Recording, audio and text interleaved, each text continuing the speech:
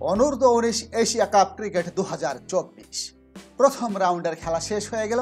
দেখে নিন কে কে গেল সেমিফাইনালে এবং সেমিফাইনালের সময়সূচি। এখন পর্যন্ত সর্বোচ্চ রান এবং উইকেট কে দখল করেছেন। প্রথমেই দেখে নেওয়া যাক প্রথম রাউন্ডের পয়েন্ট তালিকা এবং কে কে গেল সেমিফাইনালে। গ্রুপ এ। গ্রুপ এর শীর্ষে রয়েছে পাকিস্তান। 3 খেলার 3টিতে জয় পেয়েছে তারা, পয়েন্ট 6।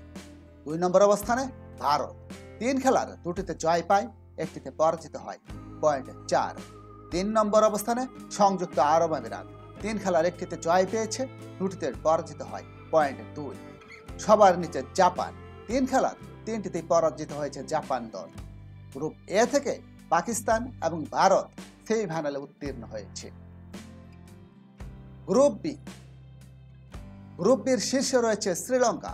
3 খেলার 3টিতে জয় পেয়েছে তারা, পয়েন্ট 6। 2 নম্বর অবস্থানে বাংলাদেশ।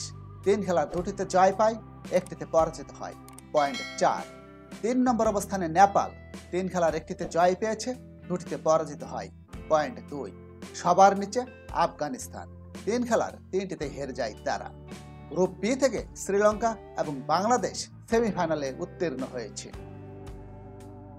সেমিফাইনালের সময়সূচি। 2টি সেমিফাইনালে অনুষ্ঠিত হবে 6 ডিসেম্বর শুক্রবার।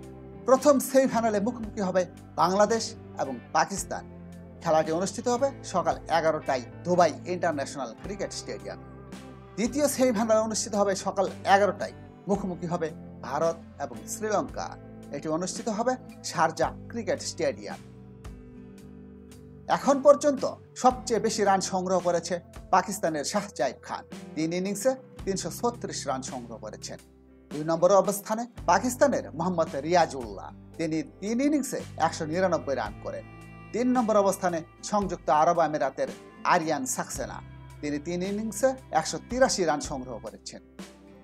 এখন পর্যন্ত সবচেয়ে বেশি উইকেট নিয়েছেন বাংলাদেশের আল ফাহাদ। 3 ইনিংসে মোট 9টি উইকেট নিয়েছেন।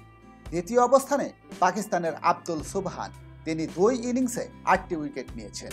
3 নম্বর অবস্থানে যৌথভাবে 5 জন বোলার 60টি করে উইকেট নিয়েছেন। আজ এখানেই শেষ করছি। সাথে থাকার জন্য সবাইকে ধন্যবাদ। লাইক, শেয়ার, সাবস্ক্রাইব করে আমাদের সাথেই থাকুন।